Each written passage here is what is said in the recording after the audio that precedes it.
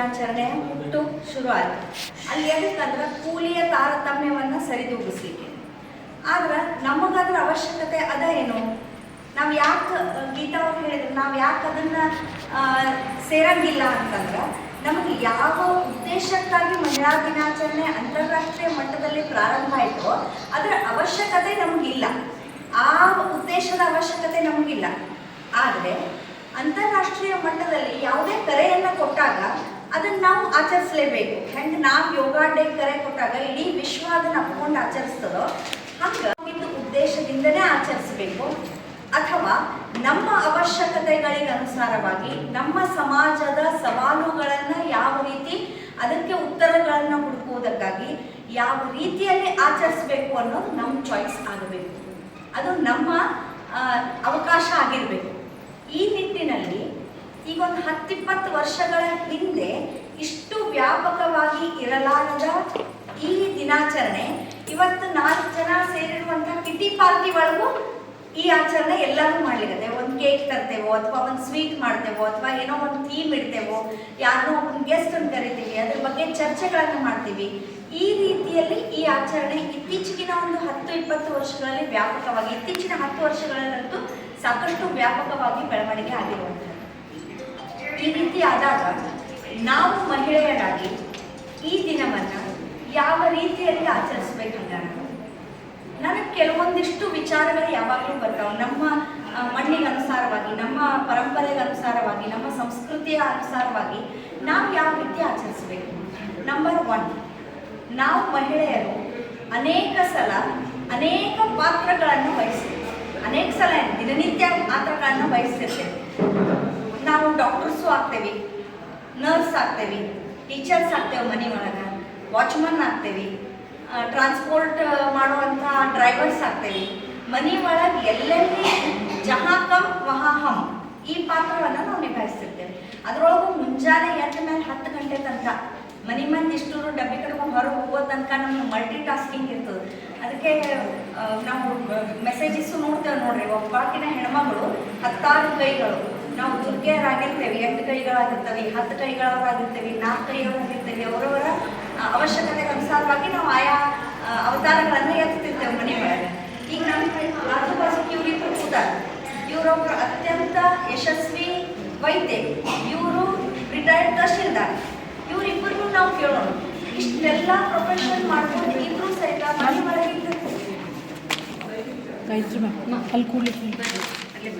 ಅವ್ರು ಬರೀ ನಮಸ್ಕಾರ, ಇಲ್ಲೇ ಇರ್ತೇನೆ ಮೇಡಮ್.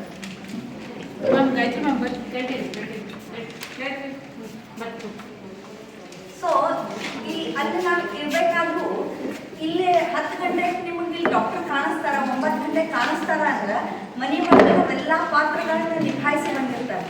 ರಿಟೈರ್ ಆಗೋ ತನಕ 33 ವರ್ಷ 36 ವರ್ಷ ಸರ್ವಿಸ್ ಎಷ್ಟಾಗ್ಯದ ಅಷ್ಟು ತಮ್ಮ ಜೀವನದ ಎಲ್ಲ ಏಳು ಬೀಳುಗಳನ್ನು, ಎಲ್ಲ ರೀತಿಯ ಮಕ್ಕಳನ್ನ ಬೆಳೆಸೋದಾಗ್ಲಿ, ಮನೆ ಜವಾಬ್ದಾರಿಗಳನ್ನಾಗಲಿ ಎಲ್ಲಗಳನ್ನು ನಿಭಾಯಿಸ್ಕೊಂಡು ಅವ್ರು ಇಲ್ಲಿ ಬಂದಿರುವಂಥದ್ದು.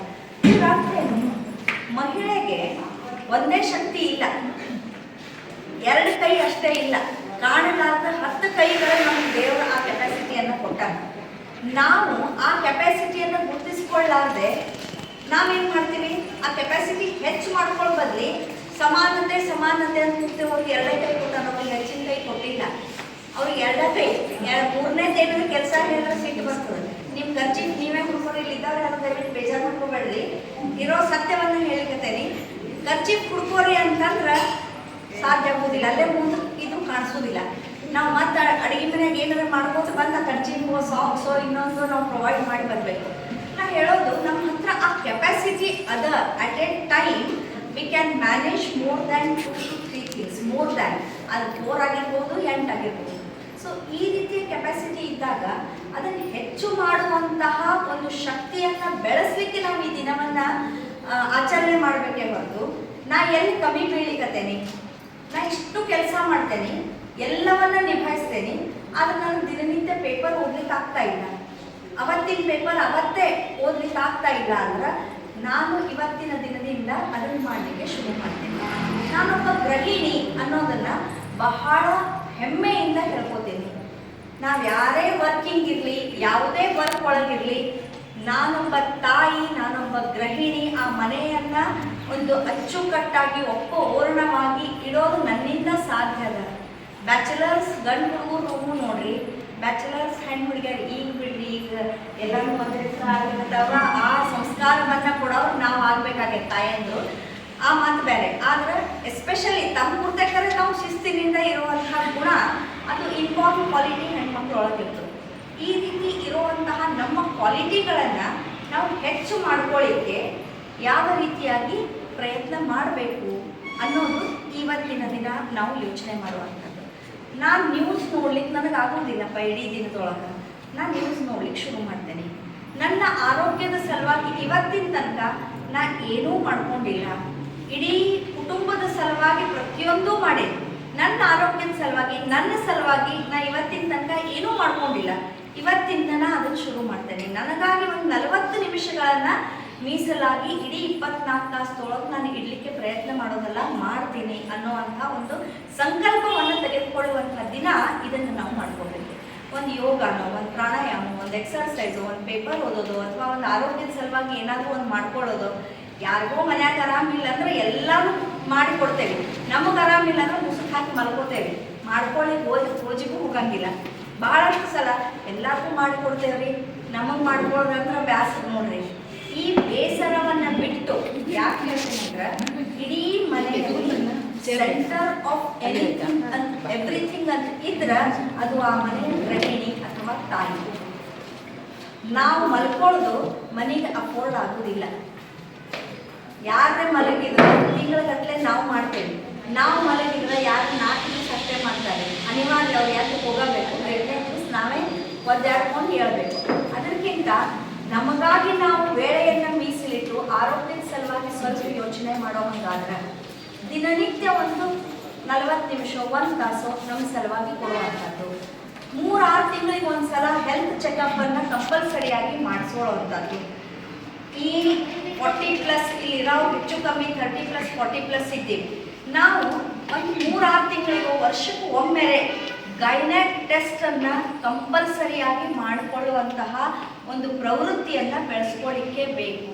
ಯಾಕೆ ಅಂದ್ರೆ ಅನೇಕ ಬೇಡಾದಂತಹ ಸಂಗತಿಗಳು ಆರೋಗ್ಯದಲ್ಲಿ ಅನಾರೋಗ್ಯವನ್ನು ಉಂಟು ಮಾಡುವಂಥವೇನವಲ್ಲ, ಅವು ನಮಗೆ ಹೇಳದೇನೆ ಎಂಟ್ರಿ ಕೊಟ್ಬಿಡ್ತಾವೆ 30+, 40+ ಆದ್ಮೇಲೆ.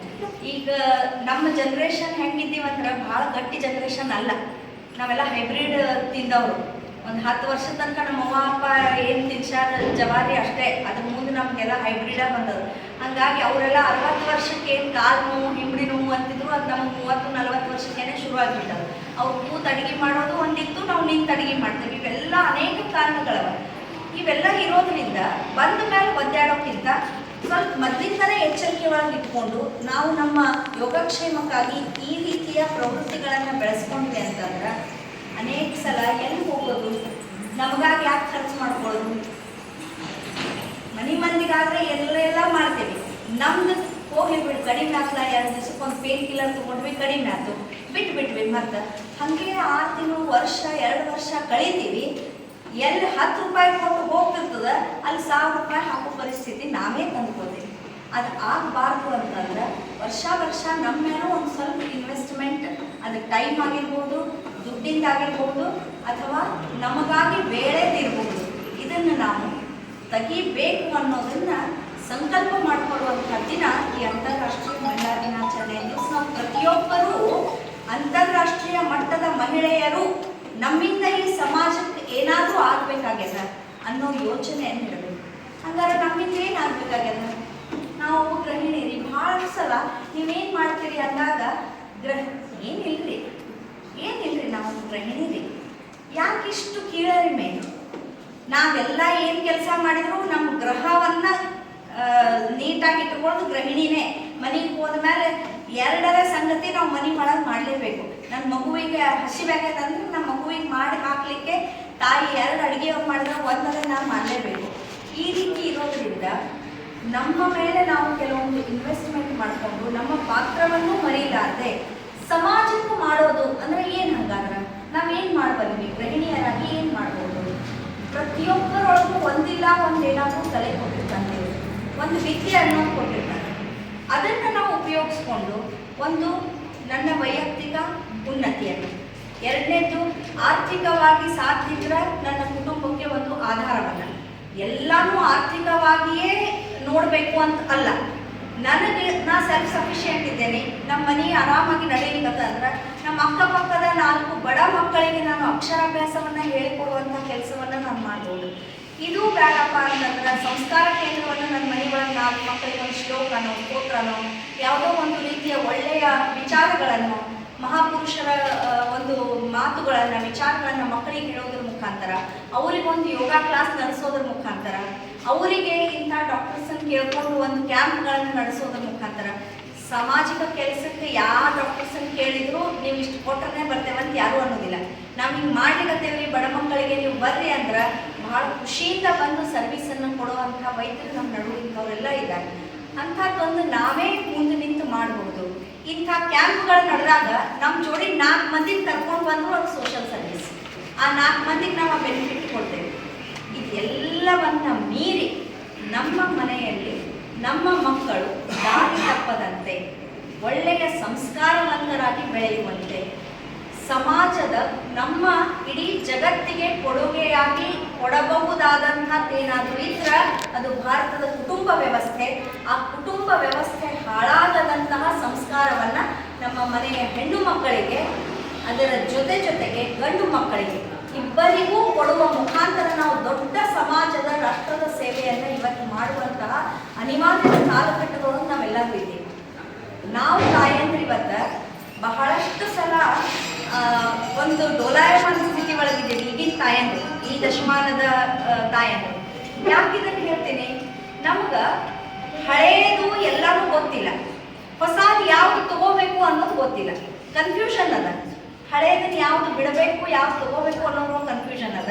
ಹೊಸದ್ರೊಳಗೆ ಯಾವ್ದು ಕೊಡಬೇಕು, ಯಾವ್ದು ಬಿಡಬೇಕು, ಯಾವ್ದು ತಗೋಬೇಕು ಅನ್ನೋದು ಕನ್ಫ್ಯೂಷನ್ ಅದ. ಅನೇಕ ಸಲ ಈಗಿನವ್ರು ಕೇಳ್ತೇನೆ ನಾನು, ಒಂದು ಹಿಂಗೆ ಮಹಿಳಾ ಮಂಡಳಕ್ಕೆ ಹೋದಾಗ ಮಾತಾಡ್ಕೋತಿದ್ದಾಗ ಕೇಳಿದೆ, ಪಂಚ ಪಾಂಡವ್ರ ಹೆಸರು ಹೇಳ್ತಿರೇನ್ರಿ ಅಂತ ಕೇಳಿದೆ. ಒಂದು 10 ನಿಮಿಷ ಮೌನ, ಯಾರೋ ಏನು ಬರಲಿಲ್ಲ. ಆಮೇಲೆ ಒಬ್ರು ಯಾರೋ ಧೈರ್ಯ ಮಾಡಿದ್ರು, ಬಲರಾಮರಿ, ಕೃಷ್ಣರಿ, ಧರ್ಮರಾಜರಿ. ಆ ಪಂಚ ಪಾಂಡವರೊಳಗೆ ಧರ್ಮರಾಜನ ಒಂದ ಹೆಸರು ಬಂದಿದ್ದಾನೆ. ಇನ್ನು 4 ಹೆಸರು ರಾಮಾಯಣ ಮಹಾಭಾರತ ಎಲ್ಲ ಕಲಿಸಿ ಹೆಸರು ಬಂದು ನನಗೆ ಅವತ್ತನ್ನಿಸ್ತು, ಈ ಥರ ನಾವು ತಾಯಂದ್ರಾದ್ರೆ ನಾವು ಸಮಾಜಕ್ಕೆ ಏನು ಕೊಡ್ಲಿಕ್ಕೆ ಸಾಧ್ಯ ಅಂತ. ಒಂದು ಕಾಲಘಟ್ಟ ಇತ್ತು, ಪ್ರತಿ ಮನೆಯಿಂದ ಮಹಾಪುರುಷರು ಜನ್ಮಿಸಿದ್ರು. ಆ ಎಲ್ಲ ಮಹಾಪುರುಷರ ಒಂದು ಜೀವನ ಚರಿತ್ರೆಯನ್ನು ನಾವು ಓದಬೇಕು ಅಂತಾದ್ರೆ ಮೊದಲನೇ ಅಥವಾ ಬೆನ್ನು ಪುಟದೊಳಗೆ ಅಲ್ಲಿ ಏನಿರ್ತದ, ಅವರ ತಾಯಿಯು ಅವರನ್ನು ಬಳಿ ಕೂಡಿಸಿಕೊಂಡು ರಾಮಾಯಣ ಮಹಾಭಾರತ, ಕೃಷ್ಣನ ಲೀಲೆಗಳು, ಭಾರತದ ಮಹಾಪುರುಷರು, ಸ್ವಾತಂತ್ರ್ಯ ಹೋರಾಟಗಾರರ ಬಗ್ಗೆ ಕಥೆಗಳನ್ನು ಹೇಳ್ತಾ ಇದ್ರು. ಇದನ್ನು ನಾವು ಲೈನ್ ಪ್ರತಿಯೊಬ್ಬರ ಸ್ವಾತಂತ್ರ್ಯ ನಂತರ ಆದರೆ ಈ ಲೈನ್ ನೋಡ್ತೇವೆ. ಹಾಗಾದ್ರೆ ಈ ತಾಯಂದ್ರಿಗೆ ಪಂಚ ಪಾಂಡವರ ಹೆಸರೇ ಗೊತ್ತಿಲ್ಲ ಅಂದ್ರೆ ಇನ್ನು ಮಕ್ಕಳಿಗೆ ಹೇಳ್ಕೊಡೋದೇನು? ನನ್ನ ಹತ್ರ ಒಂದು 10 ರೂಪಾಯಿ ಇದ್ರೆ 5 ರೂಪಾಯಿ ಕೇಳಿದ್ರೆ ಕೊಟ್ಟೇನು, ನನ್ನ ಹತ್ರನೇ ಇಲ್ಲ ಅಂತಂದ್ರೆ ಯಾರಿಗೆ ಏನು ಕೊಡ್ಲಿಕ್ಕೆ ಸಾಧ್ಯ? ಇದನ್ನು ನೋಡಿದಾಗ ಇವತ್ತು ತಾಯಂದ್ರಿಗೂ ಸಂಸ್ಕಾರದ ಅವಶ್ಯಕತೆ ಎಷ್ಟದ. ಮತ್ತು ನಾವು ಅಪ್ಡೇಟೆಡ್ ಮಾಮ್ಸ್ ಯಾವ ರೀತಿ ಆಗಿರ್ತೇವೆ ಅಂದ್ರೆ ಡ್ರೆಸ್ಸಿಂಗ್ ಒಳಗಾಗಿರ್ತೇವೆ, ಅನೇಕ ಸಲ ಫ್ಯಾಷನ್ ಒಳಗಾಗಿರ್ತೇವೆ. ನಮ್ಮ ಮಕ್ಕಳು ಈಗಿನ ಫ್ಯಾಷನ್ನಿಗೆ ಒಗ್ಲಿಕ್ಕಂಥದ್ದು ನೋಡಿ ಖುಷಿ ಪಡ್ತೇವೆ. ಆದ್ರೆ ನಮ್ಮ ಸನಾತನದಲ್ಲಿರುವಂತಹ, ನಮ್ಮ ಪರಂಪರೆಯಲ್ಲಿರುವಂತಹ ಜ್ಞಾನಕ್ಕೆ ಅಪ್ಡೇಟೆಡ್ ಆಗ್ಲಿಕ್ಕತ್ತಾರೇನೋ ಅನೇಕ ಸಲ ನಾವು ಇರೋದಿಲ್ಲ, ನಮ್ಮ ಮಕ್ಕಳು ಆಗ್ಲಿಕ್ಕತ್ತಾರೋ ಇಲ್ಲೋ ಅನ್ನೋದ್ರ ಬಗ್ಗೆ ಗಮನ ನಾವು ಕೊಡೋದಿಲ್ಲ. ಹಿಂಗಾದಾಗ ನಮ್ಮ ಮನೆಯ ಮಕ್ಕಳು ದಾರಿ ತಪ್ಪಿದಾಗ ದುಃಖ ಪಡೋರು ನಾವೇ ಆಗ್ತೀವಿ. ಅನೇಕ ಉದಾಹರಣೆಗಳನ್ನು ಇವತ್ತು ನಾವು ನೋಡ್ಲಿಕ್ಕತ್ತೀವಿ. ಅದು ಆಗಬಾರದು ಅಂತಂದ್ರೆ, ಇವತ್ತು ಕುಟುಂಬ ವ್ಯವಸ್ಥೆಗಳು ಒಡಿಬಾರದು ಅಂದ್ರೆ ನಮ್ಮ ಹೆಣ್ಣು ಮಕ್ಕಳಿಗೆ ಎಷ್ಟು ವ್ಯವಸ್ಥಿತವಾದಂತಹ ಸಂಸ್ಕಾರವನ್ನು ಒಂದು ಕುಟುಂಬ ನಡೆಸುವಂಥದ್ದು ಕೊಡಬೇಕಾಗ್ಯದೋ, ಅಲಾಂಗ್ ವಿತ್ ಪ್ರೊಫೆಷನ್. ಒಂದು ಕಾಲಿತ್ತು ಕೇವಲ ಗೃಹಿಣಿಯಾಗಿದ್ದುಕೊಂಡು ಮಾಡಿದ್ರೆ ನಡೀತಿತ್ತು. ಇನ್ನು ಮುಂದಿನ ಕಾಲಮಾನ ಹಂಗಿಲ್ಲ, ಇಬ್ಬರೂ ದುಡಿಬೇಕಾದಂಥ ಅನಿವಾರ್ಯತೆ ಅದ. ಈ ರೀತಿ ಇದ್ದಾಗ ಯಾವ ರೀತಿ ಹೊಂದಾಣಿಕೆ ಇರಬೇಕು, ಯಾವ ರೀತಿಯ ಒಂದು ಅಡ್ಜಸ್ಟ್ಮೆಂಟ್ ಅನ್ನುವಂತಹ ಕಾನ್ಸೆಪ್ಟ್ ನಮ್ಮಲ್ಲಿ ಇರಬೇಕು. ಈಗ 1-2 ಮಕ್ಕಳು ಏನು ಬೇಕು, ಹೋಮ್ಸ್ ಎಲ್ಲ ಚೈಲ್ಡ್ ಸೆಂಟರ್ ಆಗಿಬಿಟ್ಟಾವ. ಮೊದಲೇನಿತ್ತು ರೀ, ಎಲ್ಡರ್ ಸೆಂಟರ್ ಇತ್ತು. ಹಿರಿಯರಿಗೆ ಏನು ಬೇಕು ಅದು ಮನೆ ಒಳಗೆ ಆಗ್ತಿತ್ತು, ಅದಕ್ಕೆ ಮನೆ ಮಂದಿ ಎಲ್ಲರೂ ಅಡ್ಜಸ್ಟ್ ಆಗ್ತಿದ್ವಿ. ಅದು ಆಹಾರದೊಳಗಿರ್ಬೋದು, ವಿಚಾರದೊಳಗೆ ಅವ್ರಿಗೆ ಏನು ಇಷ್ಟನೋ ಅದರಂತೆ ನಡ್ಕೊಳ್ಳೋದು ಇದೆಲ್ಲ ಇರ್ತಿತ್ತು. ಕೂಡು ಕುಟುಂಬಗಳು ಇವತ್ತವಿಲ್ಲ, ಅವಿಭಕ್ತ ಕುಟುಂಬಗಳಾಗ್ಯಾವ. ಎಲ್ಲರೂ ಸ್ವಾತಂತ್ರ್ಯದ ಹೆಸರಿನಲ್ಲಿ ಸ್ವೇಚ್ಛಾಚಾರದ ಕಡೆಗೆ ವಾಲಿಕತ್ತೇವೇನೋ ಅನ್ನುವಂತಹ ಒಂದು ವಾತಾವರಣ ನಿರ್ಮಾಣ ಆಗ್ತಿರುವಂತಹ ಕಾಲಘಟ್ಟದೊಳಗೆ ನಾವು ನಮ್ಮ ಮಕ್ಕಳಿಗೆ ಆಹಾರ ವಿಹಾರ ಉಡುಗೆ ತೊಡುಗೆಗಳಲ್ಲಿ ಎಷ್ಟು ಅಪ್ಡೇಟೆಡ್ ಮಾಡಲಿಕ್ಕೆ ಪ್ರಯತ್ನ ಮಾಡಲಿಕ್ಕತ್ತೇವೋ ಅದರ ಜೊತೆಗೆ ನಮ್ಮ ಧಾರ್ಮಿಕ ವಿಷಯಗಳಲ್ಲಿ, ನಮ್ಮ ಪರಂಪರೆಯ ವಿಷಯಗಳಲ್ಲಿ, ನಮ್ಮ ಜ್ಞಾನ ಭಂಡಾರದ ವಿಷಯದಲ್ಲಿ, ಮಹಾಪುರುಷರ ವಿಷಯದಲ್ಲಿ, ದೊಡ್ಡ ದೊಡ್ಡ ವ್ಯಕ್ತಿಗಳ ಜೀವನ ಚರಿತ್ರೆಯನ್ನು ತಿಳ್ಕೊಳ್ಳೋದ್ರ ವಿಷಯದಲ್ಲಿ ಅಪ್ಡೇಟೆಡ್ ಮಾಡಿದ್ವಿ ಅಂತಂದ್ರೆ ಈ ಎಲ್ಲ ಫ್ಯಾಷನ್ ಇದ್ರೂ ಅವರು ಸ್ವಾಭಿಮಾನ ಮತ್ತು ಸತ್ವ ಸ್ವತ್ವವನ್ನು ಬಿಡದಂತೆ ನಾವು ಅವರನ್ನು ಕಾಪಾಡಬಹುದು. ಎಲ್ಲೇ ಹೋದರೂ ನನ್ನತನವನ್ನು ಬಿಡುವುದಿಲ್ಲ ಅನ್ನುವಂಥ ಒಂದು ಗಟ್ಟಿ ವ್ಯಕ್ತಿತ್ವ ನಮ್ಮ ಮಕ್ಕಳಲ್ಲಿ ನಿರ್ಮಾಣ ಮಾಡಿದ್ರೆ ಅದೇ ಈಗ ನಾವು ಮಾಡುವಂತಹ ದೊಡ್ಡ ಸಮಾಜ ಮತ್ತು ರಾಷ್ಟ್ರದ ಸೇವೆ. ಅದೆಲ್ಲೋ ಒಂದು ಕಡೆ ವಿಶ್ವಕ್ಕೂ ಕೂಡ ನಾವು ಕೊಡುಗೆಯನ್ನು ಕೊಡ್ತೀವಿ. ಅನೇಕ ಸಲ ನಾನು ಹೇಳ್ತೇನೆ, ಇಡೀ ವಿಶ್ವ ಇನ್ಫ್ರಾಸ್ಟ್ರಕ್ಚರ್ ವೈಸ್ ಭಾಳ ಮುಂದದ. ಇತ್ತೀಚೆಗಿನ 10 ವರ್ಷಗಳೊಳಗೆ ನಾವು ಸಾಕಷ್ಟು ಅದರೊಳಗೆ ಸ್ಪೀಡಾಗಿ ಇಂಪ್ರೂವ್ಮೆಂಟನ್ನು ಮಾಡೇವಿ. ಆದರೆ ಇಡೀ ಜಗತ್ತಿನಲ್ಲಿ ಇರದೇ ಇರುವುದು, ನಮ್ಮಲ್ಲಿ ಇರುವುದು, ಜಗತ್ತು ನಮ್ಮಿಂದಾಗಿ ಕಾಯ್ತಾ ಇರೋದು ಯಾವುದಾದ್ರೂ ಇದ್ರೆ ಅದು ನಮ್ಮ ಕುಟುಂಬ ವ್ಯವಸ್ಥೆ. ಮತ್ತು ಇಲ್ಲಿ ತಾಯಿ ಆ ಕುಟುಂಬವನ್ನು ಕಟ್ಟಿಡುವಂತಹ ಕೆಪಾಸಿಟಿ ಏನದಲ್ಲ ಅದು ನಮಗೂ ಬರಬೇಕು, ಕಲಿಸ್ಕೊಡ್ರಿ ಅಂತ ಜಗತ್ತು ಕಾಯ್ತಾ ಅದ. ಇದಕ್ಕೆ ನಾವೆಲ್ಲ ಕೊಡುಗೆ ಕೊಡುವಂತಹ ಅಂತಾರಾಷ್ಟ್ರೀಯ ಮಹಿಳಾ ದಿನಾಚರಣೆಯನ್ನ ಆಚರಣೆ ಮಾಡೋದು ಶುರು ಮಾಡೋಣ. ಅವರು ಸಮಾನತೆಯ ಕೂಗನ್ನ ನಮಗೆ ಕೊಟ್ಟು ಆಚರಣೆ ಮಾಡಿದ್ರು. ಇವತ್ತಿನ ಕಾಲಘಟ್ಟದೊಳಗೆ ಇಡೀ ಜಗತ್ತಿಗೆ ಬೇಕಾಗಿರುವಂತಹದ್ದು ಗಟ್ಟಿಯಾದ ಕುಟುಂಬ ಮತ್ತು ತಾಯ್ತನ. ಇದನ್ನ ನಾವು ಕೊಡುವಂತಹ ರೂವಾರಿಗಳಾಗಿ ಇನ್ನೊಂದು ಅರ್ಥದಲ್ಲಿ ಸಾರ್ಥಕವಾದ ರೀತಿಯಲ್ಲಿ ಅಂತಾರಾಷ್ಟ್ರೀಯ ಮಹಿಳಾ ದಿನಾಚರಣೆ ಇಡೀ ಜಗತ್ತು ಆಚರಿಸುವಲ್ಲಿ ನಾವು ಕೊಡುಗೆಯನ್ನು ಕೊಡುವಂತಾಗೋಣ ಅಂತ ಹೇಳ್ತಾ ಇವತ್ತಿನ ಈ ಕಾರ್ಯಕ್ರಮಕ್ಕೆ ಬಹಳ ಅಭಿಮಾನದಿಂದ ಗೆಳತಿ ಅನ್ನೋದ್ರ ಜೊತೆಗೆ ನನಗೆ ಗೊತ್ತಿಲ್ಲ ಯಾವ ವರ್ಡ್ನ ಯೂಸ್ ಮಾಡ್ಬೇಕಂತ ಹೇಳಿ, ನಾವು ಬಹಳ ಆತ್ಮೀಯವಾಗಿ ಒಂದು ಒಳಗಿದ್ದವರು.